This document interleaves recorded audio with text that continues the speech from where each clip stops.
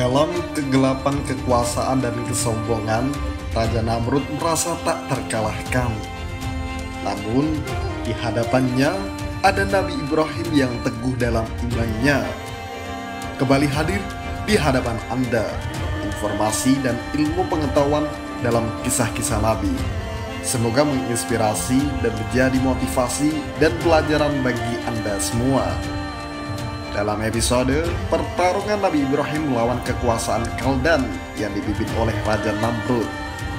Inilah kisah selengkapnya.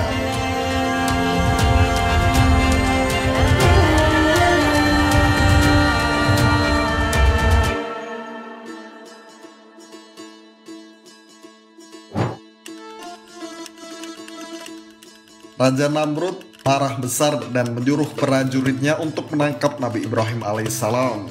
Setelah penangkapan berhasil oleh para pengawal kerajaan, Nabi Ibrahim dibawa ke kuil.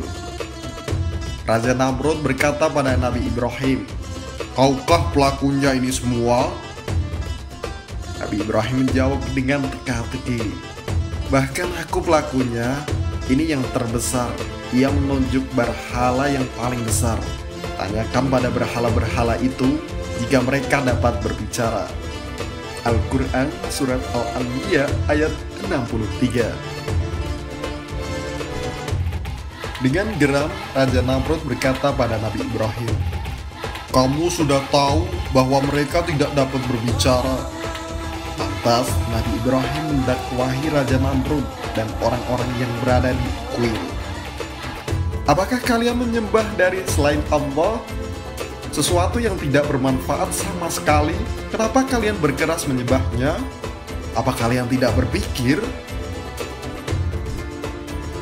Lantas Raja Namrud dan kaumnya semakin marah oleh kelakuan Nabi Ibrahim alaihissalam.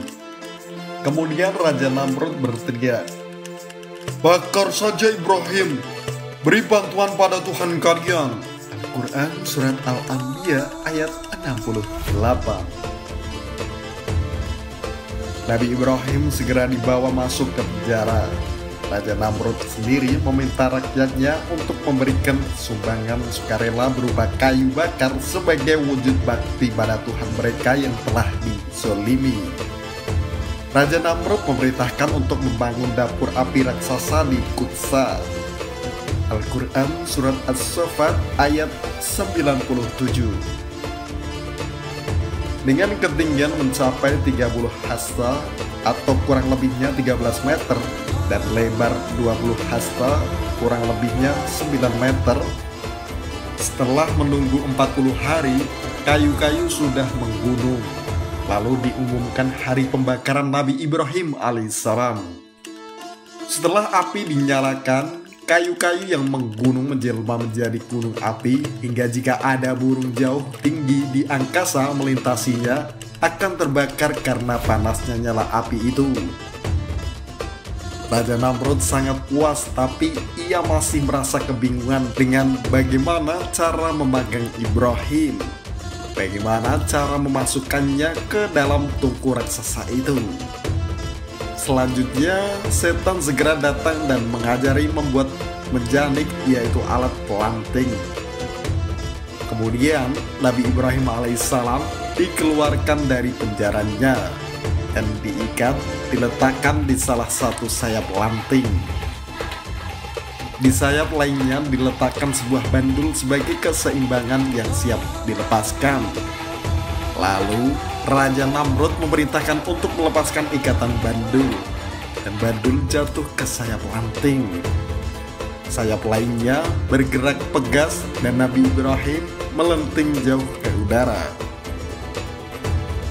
Tak lama kemudian, malaikat penjaga air datang padanya dan berkata, "Wahai Ibrahim, jika kau mau, aku akan memadamkan api." Nabi Ibrahim jawab dengan tegas, "Tidak." Malaikat penjaga angin juga datang dan berkata, "Jika kau mau, aku akan terbangkan api ke udara." Sekali lagi Nabi Ibrahim menjawab dengan lebih tegas, "Tidak, aku tidak butuh kalian. Yang bisa memenuhi hajatku dan sebaik-baik penjamin adalah Allah Subhanahu wa Ta'ala." Di sisi lain, di kerajaan langit gempar malaikat pun ribut dan mengadu pada Allah Subhanahu wa Ta'ala. Lantas Allah Subhanahu wa Ta'ala mengutus malaikat Jibril untuk mendatangi Nabi Ibrahim. Pergilah jika Ibrahim meminta pertolonganmu, tolonglah dia, jika tidak, biarkan dia. Malaikat Jibril pun meluncur dengan cepat memuntahkan gelombang udara ke api dan menangkap tubuh Nabi Ibrahim.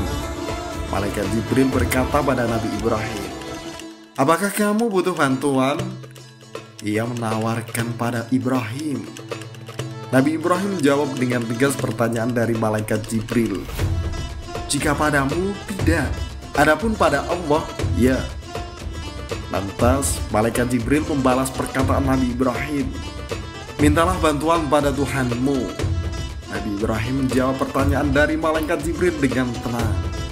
"Telah cukup kiranya Allah Subhanahu wa Ta'ala melihat keadaanku." Nabi Ibrahim benar-benar berserah kepada Allah Subhanahu wa Ta'ala. Lalu Allah Subhanahu wa Ta'ala berfirman, "Wahai api, dinginlah kamu dan bawalah keselamatan pada Nabi Ibrahim." Al-Quran Surat Al-Anbiya ayat 69. Nabi Ibrahim digurung dalam kobaran api selama 40 hari. Ada riwayat lain yang mengatakan selama 50 hari. Lalu malaikat Jibril mengunjungi dengan membawa tikar dan pakaian surga, serta bunga-bunga dan air. Sedangkan malaikat teduh menemaninya.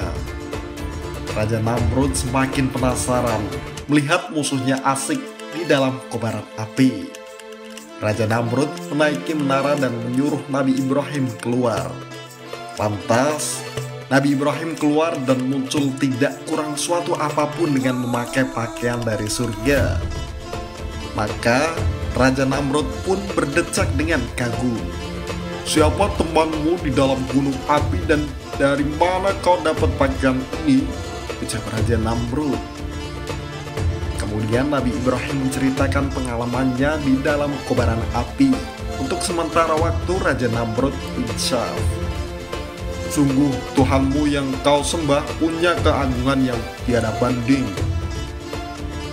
Lalu Raja Namrud menjamu Nabi Ibrahim alaihissalam dan berkorban untuk Tuhan Ibrahim dengan menyembelih 4.000 ekor sapi.